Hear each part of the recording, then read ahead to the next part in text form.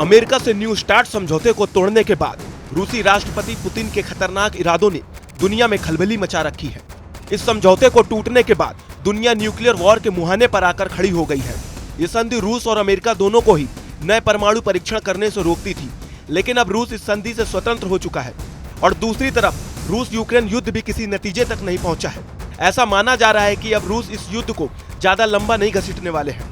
ये इसे हर हाल में जीतना चाहते हैं, इसलिए अब पुतिन के कदम परमाणु हथियारों की ओर बढ़ चले हैं। ऐसा इसलिए कह रहे हैं क्योंकि 32 सालों से बंद पड़ी रूस की नोवाया जेमल्या परमाणु परीक्षण साइट को खोलकर पुतिन ने पूरी दुनिया को चौंका दिया है। ऐसे में अगर परमाणु युद्ध शुरू हो गया तो क्या आपने सोचा है कि दुनिया का क्या होगा?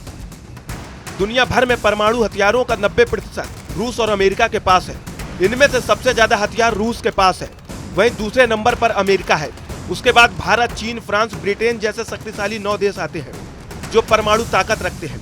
संख्या की बात करें तो रूस के पास 5,977, अमेरिका के पास 5,428, चीन के पास 350, फ्रांस के पास 290, यूके के पास 225, पाकिस्तान के पास 165, भारत के पास 160, तो इजराइल के पास 90 और उत्तरी कोरिया के पास 20 परमाणु हथियार हैं। अगर इनमें से एक भी देश ने परमाणु हमला किया तो बाकी देश भी न्यूक्लियर वॉर में शामिल हो जाएंगे और फिर जो होगा उसे जानने के लिए कोई बाकी नहीं रहेगा।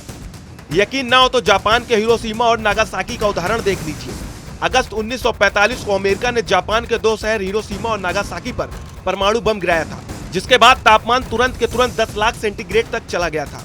ज्वालामुखी से भी ज्यादा गर्मी में इमारतें, इंसान, पशु और पेड़ पौधे समेत सब कुछ जलकर राख हो गया था। अब इस बात से ही अंदाजा लगा लीजिए कि अगर परमाणु युद्ध की शुरुआत हुई तो दुनिया का क्या हाल होगा। एक स्टडी के बाद अमेरिका की लॉस अल्मोस नेशनल लैब ने दावा किया था कि लगभग 100 परमाणु विस्फोट ही दुनिया को खत्म करने के लिए काफी है। हमला होते ही ज्यादातर लोग भाप बनकर उड़ जाएंगे, बाकी बचे लोग रेडिएशन की वजह से दम तोड़ देंगे। जमीन, पानी, हवा, चारों तरफ जहर घुल जाएगा। इस बीच अगर कोई बच भी गया तो वो कैंसर और जेनेटिक बीमारियों से ग्रसित होकर मर जाएगा। धरती का पूरा सिस्टम ही बिगड़ जाएगा। ऐसा हमला होने पर क्लाइमेट सिस्टम बुरी तरह प्रभावित होगा और खेती पर भी इसका असर होगा। अभी दुनिया ग्लोबल वार्मिंग से जूझ रही है, लेकिन परमाणु युद्ध होने पर धरती का तापमान तेजी से कम होने लगेगा। वो इसलिए क्योंकि इन हमलों से इतना धुआं निकलेगा जो धरती की सतह पर जम जाएगा। अनुमान है कि ऐसा होने पर कम से कम 10% जगहों पर सूरज की रोशनी नहीं पहुंचेगी। बता दे, परमाणु बम जब गिरता है तो उसे तबाही मचाने में सिर्फ 10 सेकंड का समय लगता है, लेकिन उसका असर दशकों तक देखने को मिलता है। बम गिरने के सालों बाद भी लोगों को ल्यूकेमिया, कैंसर और फेफड़ों से जुड़ी खतरनाक बीमारियों से जूझना पड़ता है। इतना ही नहीं, लोगों की आंखों की रोशनी तक चली जाती है।